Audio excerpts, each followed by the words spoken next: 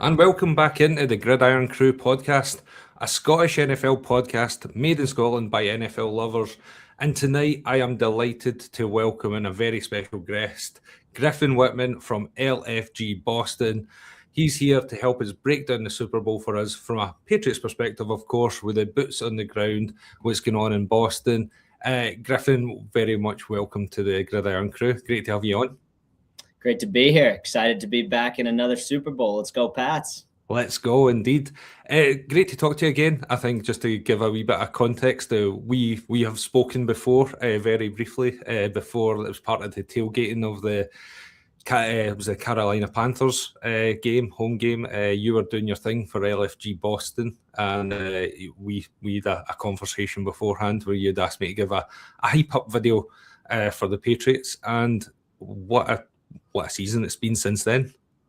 It's a moment you might see in the championship DVD as the turning point. Since then, it's been quite a run for all the Patriots out there. I don't like to take all the credit, but if you're giving it out, I will take it. But to be honest, though, just this is a personal sort of thanks to you, because I love what you guys are doing in LFG Boston. As a Boston sports fan, massive Patriots fan, as you know, we watch from afar. I'm 3,000 miles away from you right now. And although we're immersed in the game, what I love about what you guys and you're doing in LFG Boston is it takes you to the heart of the fans. It gets you right in amongst the action, gets you in with that atmosphere and, what the vibe is like sort of on the ground. And so I absolutely love it. It really takes me back to those great memories I've had of going to Gillette Stadium. And, it just makes me jealous and want to get back there tomorrow sort of thing. So thanks very much for that. Of course. No. But let's get right into it, right? Because I don't want to take up too much of your time and really appreciate it. It's obviously getting late and it'll be close to, dinner time for yourself there. But the first place I want to start, right, because I think this sort of sets the tone for the Patriots so far is, what's the reaction been in Boston to the Hall of Fame snubs, not only for Bill Belichick, but Robert Kraft? Over here, I'm kind of looking at it and I'm seeing this as almost like an anti-Patriots take. Anything Patriots is bad. We're going to lose the Super Bowl. Out Robert Kraft, out Bill Belichick. Is that the kind of reaction you're feeling amongst the sort of Boston sports fans? Absolutely. I mean, it's just classic timing right before the Patriots are back in the Super Bowl. People are throwing punches to try and take down the greatest franchise in all of sports, but it's been a consistent theme for decades. They hate us because they ain't us, and I think specifically in the Hall of Fame snubs, it's very applicable. You look at a guy like Bill Polian, who, I mean, he claimed that he didn't remember who he voted for, if he voted for Belichick or not. And it's just, it's a bit of shenanigans. Somebody that time and time again couldn't beat the Patriots, lost, and just a petty old man who wants to take it out all these years later with something that should be prestigious. And it really is a shame because, I mean, come on, if Belichick isn't a first ballot Hall of Famer, there should be no coach that should ever be a first ballot Hall of Famer. He has the best resume of any coach, and he is the greatest coach. So, yeah, it's just it's a bunch of BS. But at the end of the day, it's not what we're focusing on at this time of the year. We're focusing on winning another ring and hoisting another banner in Gillette Stadium. How much do you think that plays into the team's hands, though?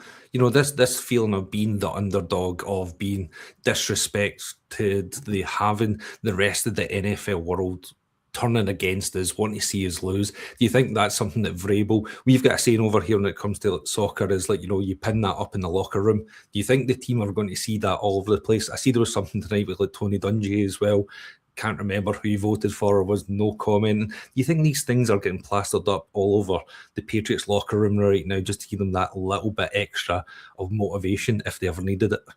Yeah, I mean, classic bulletin board material. I don't think anything maybe with Belichick or Kraft is going to be what's getting this team fired up, but Vrabel will do whatever necessary to make sure that our team is in the right mindset to execute on Sunday. And certainly, I mean, they are an underdog this year. I don't think any of the previous 100 Super Bowls the Patriots have played in my life, they've been underdogs. So it's a little bit of a new feeling, but I think we're the better team on paper. I think we've been the better team all season. I think we have the edge at coach. I think we got the edge at quarterback. I think we got the edge on defense. And I kind of like the Pats on Sunday.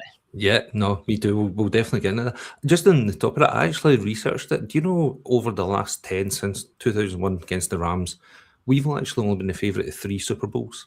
Carolina, Eagles, and then the and the Giants in 2007. We were only the favorite in 3 of them? Apparently so, according to my research. So, and I like it being a dog, but I always see that though. I found that way all the, that I'm lucky enough. This is now my 9th Super Bowl following the Patriots that I've been able to watch, and I always prefer that feeling of being the underdog, being counted out. It's just, I think it's the Scottish in me, but that we're always the underdogs. So I kind of like that. But just kind of getting back, how do you see this Super Bowl team to previous Super Bowl teams? Now, I don't know, you're a good bit younger than me here, Griff. I'm, I'm getting in my 40s now, but I'm thinking back to that early 2001 Patriots team, when the underdogs against the greatest show on turf. Do you see similarities with the teams back then rather than the later sort of Brady Belichick Dynasty 2.0 teams? I purchased my Super Bowl 36 hat at the beginning of this season as a nod to this was going to be the 2001 season, but 2025 edition. And it really has lived up to that. I mean, you come into the season, you have 0 expectations, unless you're a diehard Patriots fan like myself, and like yourself. We've been saying Super Bowl since September, since August in training camp. Feels good to be right. But yeah, I mean, they just have had this underdog team mentality. It doesn't feel like there's any superstars. They got a mean defense that just torches teams, and they've kind of just had, this team buy-in that it is similar to that 2001. And I think we will get into the later Drake May years, like the later Tom Brady years, where, he's lighting up the stat sheet and throwing 50 touchdowns and hitting, a deep receiver, Randy Moss. But yeah, this does feel like the 2001 team, and I think they're going to cap it off in 2001 fashion. I would love to see that. So would you put that down to, do you think, is this something that Vrabel's brought in? Because obviously Vrabel was a part of that team. He played in those early Super Bowls as part of that Dynasty, 1.0 version. Because I feel, what's Vrabel really bringing to this team that I guess Mayo didn't? That was quite clear. And also later Belichick. Is it just he's more a player's coach? Well, he's closer in age to these guys. He's lived it. He's done it. He's not super far removed. So I think he just gets it on a different level than most coaches. And I mean, it's unbelievable what Mike Vrabel has been able to do so quickly. It's like he has just pushed every button to perfection. I can't think of one thing throughout an entire course of the season that I would disagree. I fully trust every decision he's made, and he's only 50. And so it's crazy to think that I don't see him going anywhere for a long time. I don't see Drake May going anywhere for a long time. So it's just kind of we're back, we're here, and we've got an exciting multiple decades. And one of my favorite questions I asked fans this year is Vrabel going to win more Super Bowls as a player in New England or as a coach in New England? And what was the decision? It was pretty split. But I'm a betting man. I've been betting on the Pats for a long time, and I think Vrabel's going to win more than 3 in New England as a coach. I should go and bet the over on that one. That sounds good to me.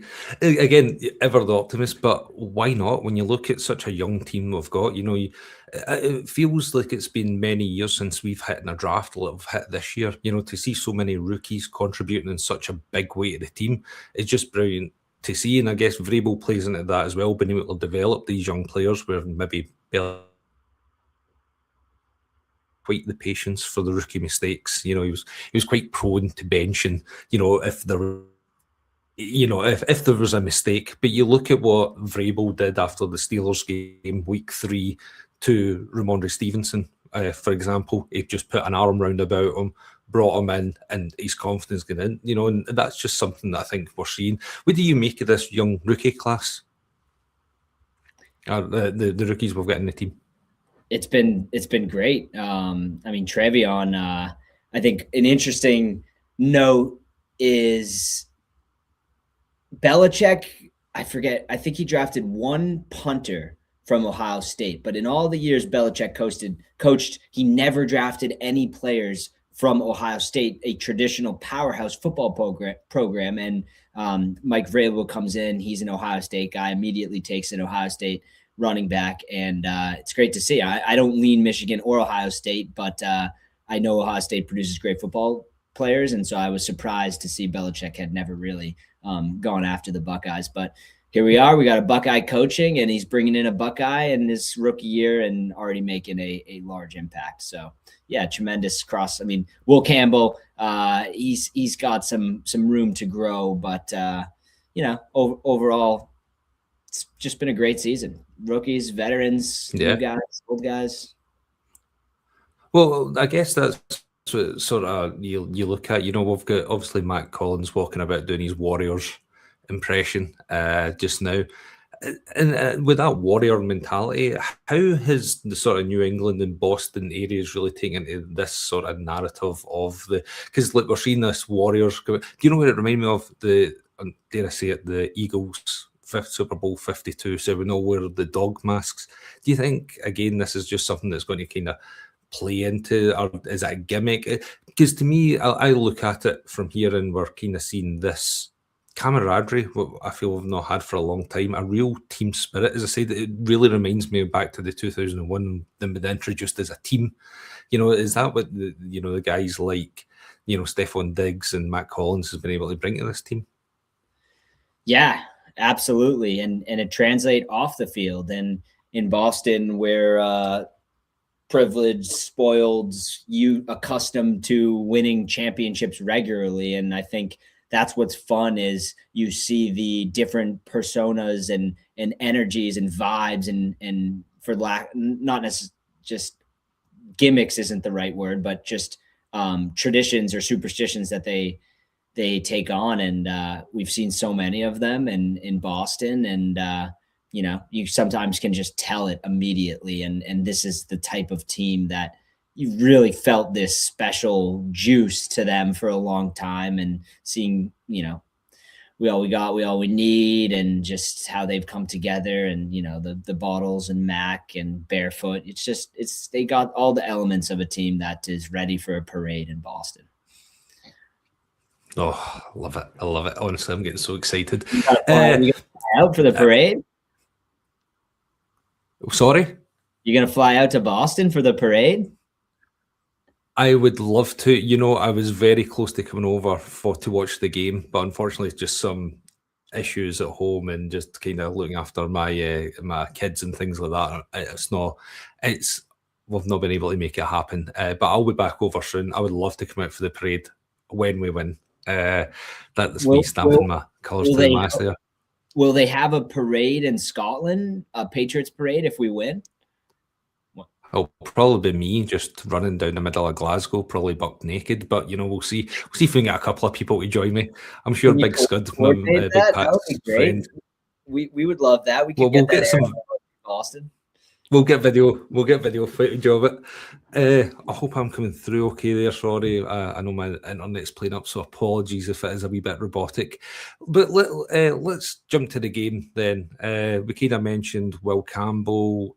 I'm going to start on a negative, I suppose, because I look across this team and I don't see too many. But the left side of our offensive line, obviously, 2 rookies in there, Campbell, Wilson. Is that a part of no, maybe not the one part of the team, but is that a part of the team that's giving you concern getting into this matchup when you look at who's on the opposite side?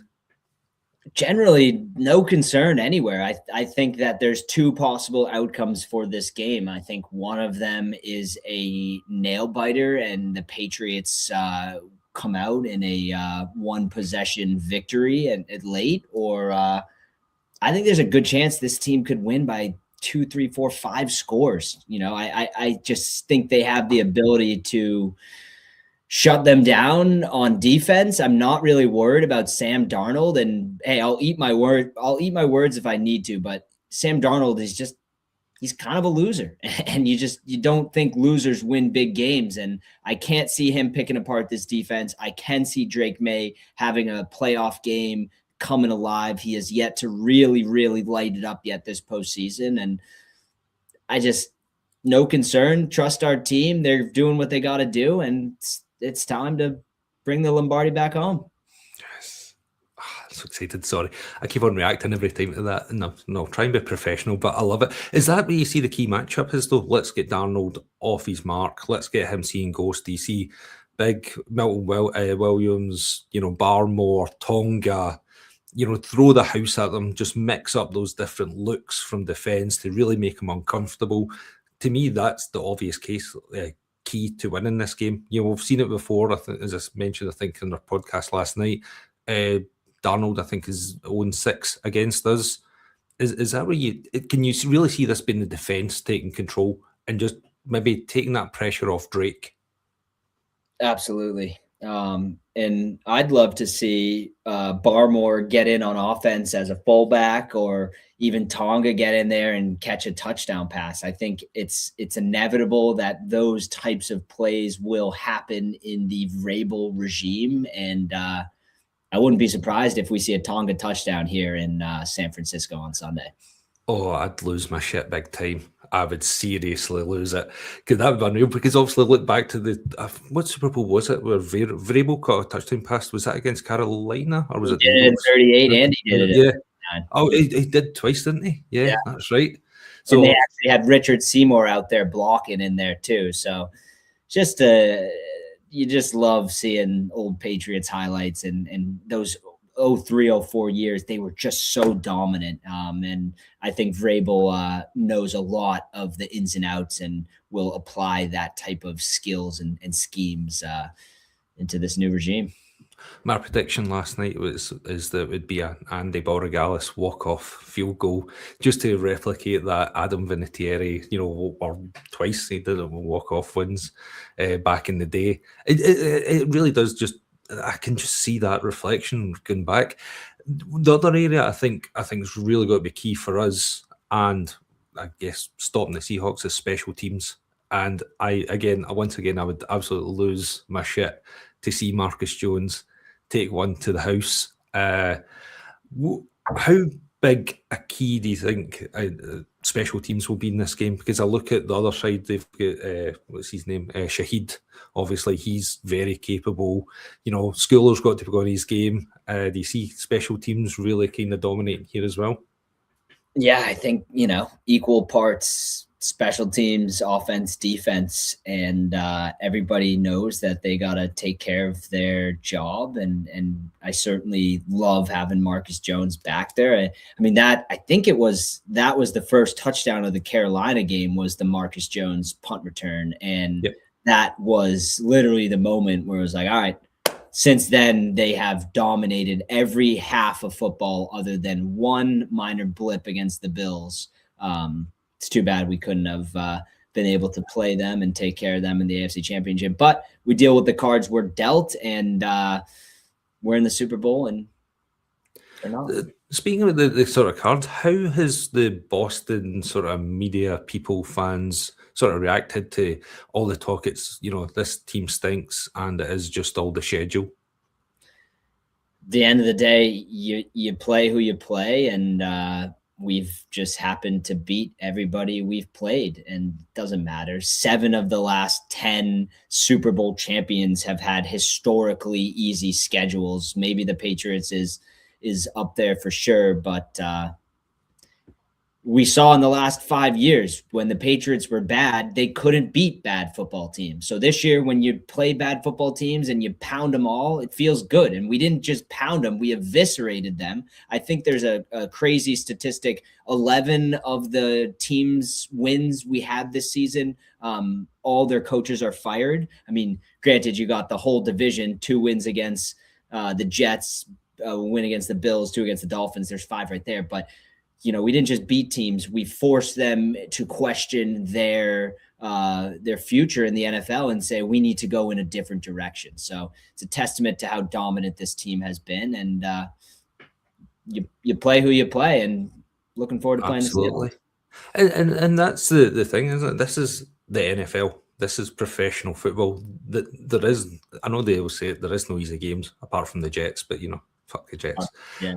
But you look at teams like the Rams who, lost to the Panthers, who we put 42 on, I think it was. It's so easy to go away, especially being that sort of road warrior team. That mentality, going out and going 9-0 away from home on the road is just, I don't think there's enough credit or respect given. And again, I think this just builds up this mentality of go out there and prove to people that actually know we are the best team in the National Football League.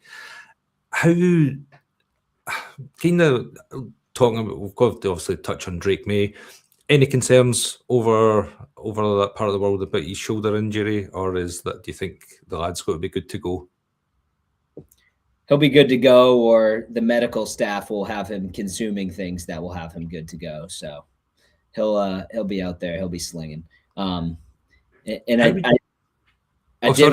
did want to fact check you real quick on the Super Bowl lines. I did get it pulled up, and I'm going to run through the lines on there because the Patriots have been favored in every Super Bowl. Have they? 2001, they were plus 14 against the Rams. But then since then, against the Panthers, they were -7. Against the Eagles, they were -7. Against the Giants in 2007, they were -12. Against the Giants in 2011, they were -2.5. Seahawks, they were a pick'em. Falcons the Patriots were -3. Second Eagles -4, and second Rams -2.5. So they have been absolutely favored, and this is the first real dog they've been since 2001. There you go. See, ladies and gentlemen, ChatGPT lies, right? Okay, I was very lazy in my research. You gotta get off ChatGPT. It's not the AI platform to use. It's not. I thought even something as I was going to say trivial, but there's nothing trivial about the Pats. But no, obviously got it wrong. But I stand corrected. So this is why we've got experts like yourself, Griff, on here to actually put, chumps like myself, right? But back to Drake. How do we manage Drake? Because I've got a concern that Drake, maybe the nerves gets the better of him at times. We've seen him fumble. We've seen him not protecting the ball well. Early on in these, particularly against the Chargers and the Texans, I felt the first half in particular, he looked very nervy. His throwing was just a bit off, wee bit too high, wee bit thrown under. And then he'd come out the second half an absolute ball. Would you play it with Rabes? Would you set him up, run game, establish it, and just try and just settle the lad into the game? He certainly has had some nerves on and off throughout his young career, but he's young. He's 23 years old, and he's playing under the biggest lights in the world. So, I trust that those are just, early career moments of getting used to this, and as he continues to get reps, that will happen less frequently. But it happened with Brady too. I mean, Brady, how many times would he come out in the first quarter and dig ourselves a hole and start trailing and having to come back? I mean, but that's what made Brady so special, was he could hit a pin from 100 yards away anytime in the fourth quarter, and he did it every single time. But quick note on Brady, kind of an asshole saying he's got no dog in the fight. Excuse my language. I don't know if we're allowed to say that out here, but you can say all the swears you like. No dog in the fight, Tom. You won 6 fucking Super Bowls with the Patriots, including beating the Seahawks in one of the most iconic games of all time. And you can't just say you're rooting for the Pats. It's it's a little of an a-hole move by Tommy Terrific, but it's all right. I We don't need thought him. that as well. Particularly when you're seeing the bullshit that's coming out of, guys like bloody Cam Newton and stuff like that. Former quarterbacks just don't seem ever back. And this is what I was talking about, this sort of mentality of it just seems to be a pile on top the now of the Patriots. Is everybody's getting the kicks in. All the floating heads that are out there are telling us we have no chance. It'll be an easy win. We had Pat Surtain at the Pro Bowl yesterday, I think, saying that they're going to win like 35-7 and things like that. It just seems like there's a lot, but that's just somebody's butt hurt after losing the championship game, really, isn't it? Yeah. How, I don't know if this is the right question to ask at this time, but how is there a worry about this game, like with Drake May? I'm just wondering about, how much of a game this could be for him when it comes to a win projects him into like superstar territory. It becomes the next face of the NFL, if isn't already. What could a loss do to him? Could that hurt his confidence? Or do you think this lad's made of the right stuff and win or lose, we're in good hands for the future? We can have that conversation hypothetically if it were to come into fruition, but Drake May's going to ball. The Pats are going to hoist number 7, and we're bringing a parade back to Boston. Yes! Let's go! So, as I say, I don't want to keep you too long. I'm aware of the kind of time, and I know you're a very busy man. Yeah, I'm actually headed out tomorrow morning to San Francisco. So, brilliant! We'll have boots on the ground. I'm going to be at Radio Row tomorrow and Friday doing some interviews, see who we can chat it up with. Shout out to Game Time, the best place to get your tickets, and should be electric all weekend. And just ready. I've been to 3 Super Bowls before. I'm 2-1, and looking to get that third boots on the ground, and just it's a city that hasn't had a parade since 2019 for the Pats, and far too long. We're excited, and it's been like 2 years since. Is it 2 years since the Celtics? Yeah, a little bit less, but who's really counting? Yeah, but even 2 years is too long for such a town like Boston. But the good news is it's going to come in chunk plays here in 2026, because this Patriot catapults right into Tatum coming back, into Celtics winning 19, into I don't know, a lot of pressure on Roman Anthony, but Sox, they've had the right energies. They just need a little bit more buy-in from ownership, players. Absolutely. Way. But that's why we love Boston sports. And the Bruins too. Can't forget about the Bruins. No, definitely not. It's just what this town does. It's just wins championships. That's it. That's why they hate us, because they ain't us. That's it. So. Are you got a ticket for the game? Will you actually be going to the big game itself? I'll be going on into the game. I haven't flushed out all my logistics. Might wind up just getting nosebleeds sitting way up top. I'm going with a buddy who I've been to some games with, and it's going to be fun. But Patriots fans will be filming content all weekend, trying to be getting stuff up in real time. So check out LFG Boston. Let's fucking go Boston. All about giving a voice to the fans of Boston, everything happening around the field rather than actually on the field. So I'm sure we're going to get some energies and fun stories this weekend. And just grateful to be a Patriots fan, because you could be a fan of any other NFL team, and most of them have shit. You think about, it's been 2019, 6 or 7 Super Bowls, and it's either been the Chiefs every year or the Bengals once. Every other team in the AFC missed their window, and now they're looking up at Drake May, 23 years old, Mike Vrabel, 50 years old, and they're saying, wow, like, it's going to be the Patriots for a long time. 10, absolutely. 15, 20, 30 years. I don't know. Drake May could win 7. We'll see. And that is why we have so many spicy Bills fans out there right now, because they know their window shut big time. They'll be back next year, but it'll be a good rivalry next year. I'm looking forward to it. Definitely. But interesting with all these head coach changes, though, to see how much Joe Brady can actually change that team. Does he have the edge? But again, that's a conversation for another time. So I need to know, when we win, will you be streaming the Duck Boats live, or? And I'll need to get my fix of that parade if I'm not going to make it over.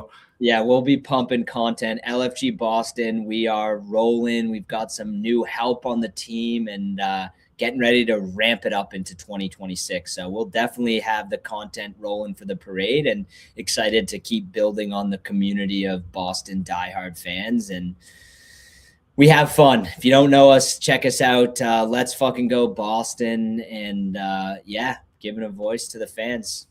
Amazing. Right, one more question before you go. Give me your score prediction. Patriots 31, Seahawks 10. I got the Pats. I don't think it's close, and I think we're going to be partying it up for the next week. Let's go, Pats. Let's fucking go.